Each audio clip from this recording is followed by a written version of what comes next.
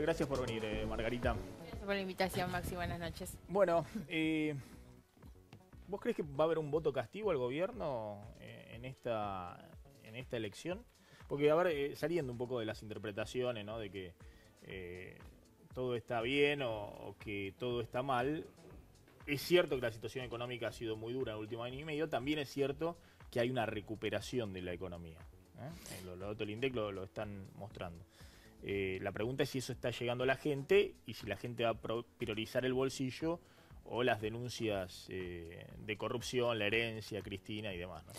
No, yo creo que hoy hay un impacto de la situación de la economía real, que es la economía del bolsillo. Más allá de lo que puedan marcar algunos de los indicadores de la macroeconomía, la gente lo mide por el bolsillo y el bolsillo es la factura de la luz.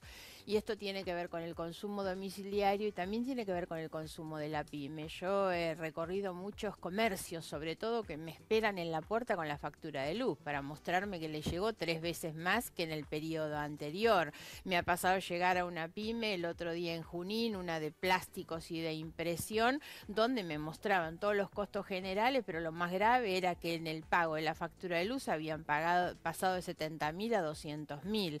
Y lo que me decía el dueño de la pyme es el enorme esfuerzo que hacen para no suspender trabajadores, porque la pyme sostiene más del 70% del empleo genuino sobre todo, y la verdad que se están asfixiando. Y lo que hay que entender un poco es esa situación.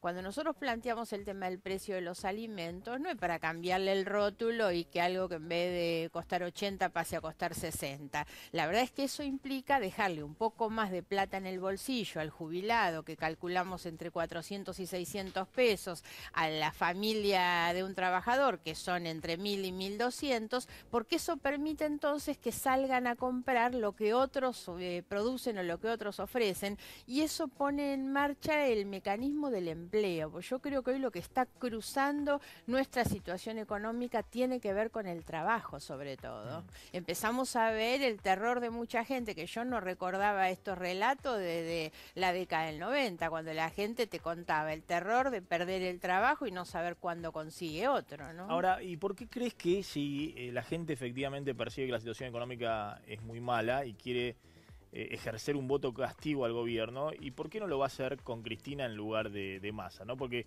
si la verdad es que quieren castigar al gobierno, el otro día me decía alguien que está convencido de que va a haber un voto castigo, van a decir, incluso algunos van a votar a Cristina a propósito para mostrarle al gobierno que la cosa está mal con bronca en el conurbano, ¿no? Sí, yo no sé si es así, tampoco sé si para es el gobierno castigo, es una herida, ¿no? si llega a perder con Cristina. Primero me parece que hay un voto de desilusión, que es de mucha gente que votó a este gobierno pensando en los cambios que el gobierno iba a hacer y que terminó no haciendo. Después hay que entender que Macri tuvo una cantidad de votos, que esos son los que me dan la impresión que no van a Cristina y que nosotros tenemos más posibilidad de conseguir esos votos, que son los votos casi que Macri consiguió de prestado, que en realidad terminaron acompañando a Macri en ese momento por el espanto que les producía la posibilidad de continuidad del kirchnerismo. Entonces acompañaron ahí no demasiado convencidos. Entonces están los que votaron convencidos, ilusionados y hoy se sienten defraudados, y aquellos que fueron a votar ahí simplemente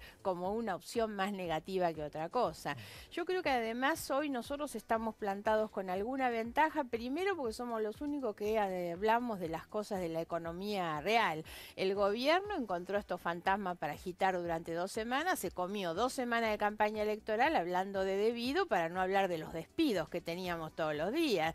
Se la pasan hablando de Gil Carbó para no hablar de lo que pasa con la factura de la luz. Ahora, la gente va receptando esa situación. Y después algo que me parece también que hay que marcar en términos de los indicadores económicos y de los resultados que nos dan, que el gobierno exhibe números promedio, pero el problema es que en el número promedio nosotros lo que tenemos que evaluar es que cae 18% el consumo de leche, y eso significa que hay gente que se priva de la leche es porque la está pasando muy mal, y lo que sube es el patentamiento de los autos de alta gama. Entonces, claro, en los porcentajes nos dan promedios un poco razonables y no se está contemplando la situación de toda esa gente que está sufriendo, ¿no? Hoy reapareció Cristina en un estilo muy que no heavy. le conocíamos. No, sí. claro, un estilo muy heavy. Yo decía incluso sin cuestionar lo que antes decía de Macri. Antes decía Macri es el poder económico gobernando para los ricos. Ahora, bueno, se equivocó en algunas medidas, vamos a tratar de que corrija el rumbo. Es decir, un estilo muy zen. No parece muy creíble, ¿no? Porque digamos que no es ella, ni siquiera en la crítica a Macri. Me parece que ni siquiera ella es sincera respecto de su planteo, porque ella misma cree que Macri en realidad no es que se está equivocando, sino que realmente lo que está llevando a cabo es un plan o un programa que poco tiene que ver con las cosas que otros pensamos que deberían hacer. Pero ¿no crees que hay una parte de la sociedad que en última instancia está extrañando a Cristina, y eso es lo que apuesta la expresidenta, digamos? Cristina es la realidad que el macrismo quiso, así como Macri fue la realidad que eligió Cristina. Cristina en su momento confrontó con Macri y terminó haciéndolo presidente, y Cristina es la realidad que ha querido el macrismo. Vos decís que la infló el macrismo y ahora se encuentra con el Primero la subieron a un escenario donde no estaba. Cristina se va del gobierno muy pero muy mal realmente, con un nivel de desprestigio brutal, investigaciones por delitos cometidos en la administración pública, aislamiento internacional, 12 millones de personas en condición de pobreza. Terminan muy mal el gobierno, rechazada por su propio partido, porque muchos de los que ahora vuelven a mirarla porque marca, lo cierto es que le dieron vuelta a la cara cuando terminaron. Muy mal. Yo digo, escondidos en el placar sin posibilidad de asomar la nariz. Y realmente el propio Macri es el que la levanta. La levantan ellos cuando deciden confrontarlo, ponerla arriba del escenario, porque en una especulación muy mezquina creen que ellos juntan votos exhibiéndola a Cristina, y lo otro es que terminan de inflarla con los propios errores de un gobierno que gobierna para pocos, que le da la espalda a la gente. Entonces, bueno, naturalmente que todo eso ha ido potenciando a Cristina. Se hace carne en muchas personas esta estrategia que instala el kirchnerismo de que todos somos igual, y robaban los de antes y roban lo de ahora. Entonces, en la cuestión esta de la generalización de lo que son o de lo que somos, y bueno, nos quedamos con la señora que nos dio alguna cosa, o que por lo menos nos escuchaba. Luis Gasulla, una pregunta para Margarita Stolbizer. Sí, Margarita mucho ha investigado a los hijos de Cristina, a Cristina, Otesur, Los Sauces y ahora el Instituto Patria. ¿Cómo se financia Cristina Fernández Kirchner? Pero la pregunta es, ¿cómo se financian ustedes? ¿Cómo se financia Sergio Massa? En realidad lo que Sergio Massa tiene hoy, y que para mí esto es importante marcarlo, es un bloque de legisladores tanto nacional como provincial que es realmente poderoso. Solamente en la Nación tiene creo que 38 diputados y tiene otro tanto en la provincia, y todos ellos aportan y sostienen. Ustedes fíjense que prácticamente yo pago los gastos siendo yo sola la que aporta, pero tengo un descuento de 20.000 pesos por mes a mi partido político. Si eso lo multiplicamos por la cantidad de legisladores, Massa tiene hoy el financiamiento, lo que es por lo menos traslado, alquileres, publicidad, la contratación de los consultores, que tiene todo absolutamente en blanco a partir del aporte de sus legisladores. Una pregunta de Pablo Mendelevich. ¿Qué tal, Margarita? Hola, Pablo. ¿Cómo te va? ¿Vos cómo te imaginás el futuro, el momento post-electoral? ¿Catastrófico, con problemas de gobernabilidad, o pensás que puede tener algún asidero lo que dijo Macri en un par de discursos que pasó inadvertido, cuando dijo, después de las elecciones todos nos tenemos que sentar a dialogar? Primera cuestión, tengo la tendencia a no imaginar escenarios catástrofe, ¿no? La otra cuestión, y que me parece que esto debería ser un llamado de reflexión al gobierno, porque no se trata de hacer un montaje ideal del futuro, sino de construirlo. Soy una convencida que los países avanzan cuando construyen consensos y no grietas, y ahí lo importante sería que Macri supiera que le quedan 2 años por gobernar, y por lo tanto lo que tiene que tener claro es saber con quiénes puede consensuar. Yo estoy convencida, y me parece que esta es la discusión de la elección. Esta es una elección en la que no se elige gobierno, se elige cómo se compone la oposición, cómo se compone el Congreso, y por lo tanto el gran desafío es reconocer a una oposición que tenga capacidad constructiva de cooperar cada vez que haya que hacerlo. Nosotros hemos demostrado eso durante todo el año pasado en el Congreso, pero también poner límites. Hoy yo creo que lo importante, y creo que esto solamente podemos hacerlo nosotros como fuerza, un país, y fundamentalmente Massa, que es poner límites a los dos. Hay que ponerle límites a Cristina y hay que ponerle límites a Massa, a Macri. Y eso podemos hacerlo nosotros. Yo siento que la oposición mejor no es la que grita, declama o apuesta al fracaso, sino la que hace propuestas, la que construye una alternativa de reemplazo. La competencia electoral no debería ser la descalificación, debería ser la contraposición de propuestas a través de las que uno pudiera demostrar que puede hacer las cosas mejor que el otro. En el día a día también le tenés que poner un poquito de límites a Massa, lo tenés un poquito zumbando a Massa para poner un poquito de límite. Está bastante ordenado. Lograste disciplinarlo un poco, digamos, Margarita. Otra pregunta de Mariana Verón. Margarita, ¿qué tal? Buenas noches. Hola, Mariana. No sé si tuvo oportunidad de ver la declaración jurada del presidente. En principio quería ver qué opinaba. Me disculpo porque no vi la del presidente. La que me tiene espantada es la del ministro de Economía, pero no por lo que declara. A mí les digo, pero con toda sinceridad, creo que no podría estar un minuto un ministro de Economía que nos cuenta que tiene todas sus inversiones en el exterior. Macri recibió a la presidenta de Alemania en la Argentina, que fue clarísima y dijo: Alemania tiene mucho interés en la Argentina, pero lo que queremos primero es que inviertan los argentinos, que los argentinos demuestren que creen en la Argentina. El ministro de Economía tiene todo su patrimonio en el exterior, un patrimonio enorme por otra parte. A mí estas cosas la verdad es que me espantan y me parece, sinceramente lo digo, que es muy difícil que podamos generar credibilidad, confianza, previsibilidad en un país donde los ministros no creen en el país. Disculpame, Margarita, vamos a repasar un poquito la declaración jurada de Macri, porque ahora te quiero preguntar también la de Máximo Kirchner. Me disculpo porque esa no la vi, la claro, de Macri. Sí viste la de Máximo Kirchner, que la presentó a principio de claro. semana y vos hiciste incluso una denuncia judicial. Mira, Mauricio Macri declara, a ver, ayúdame, Gasulla, 82 millones de pesos. 82.606.401 pesos, 27 millones menos que el año pasado, que eran 110 millones de pesos y monedas. Bueno, recordemos, Maxi, que está este famoso fideicomiso ciego que creció en varios millones de pesos. Obviamente es plata que sí, a ver, ni el siquiera fideicomiso Macri ciego sabe cuánto puso 47 millones de pesos. En el fideicomiso ciego, de los 110 millones de pesos que tenía el año pasado, puso 47 millones en el fideicomiso ciego que administra un escribano. María Fernández Ferrari. Que Macri designó.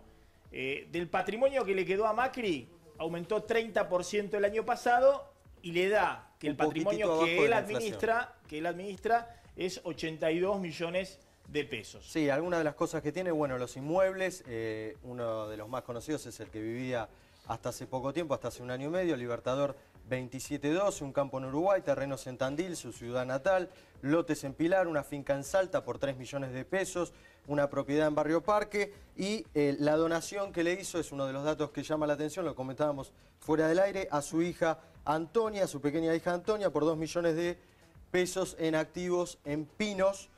Es uno de los datos y bueno, y después la inversión en los bonos argentinos, acciones en YPF por 3 millones de pesos y la reevaluación del lote en Salta que también sale 3 millones de pesos. De los 82 millones de pesos que declara Macri tener en su patrimonio, 30 millones de pesos lo tiene invertidos en bono de la deuda argentina, ¿no? Acá, bono de la deuda, bonos en YPF, de hecho esos 30 millones de pesos en bonos le rindieron el año pasado 4.600.000 pesos de ingresos por el pago de intereses, ingresos que no tributan impuesto a las ganancias, pues está exenta en Argentina la renta financiera.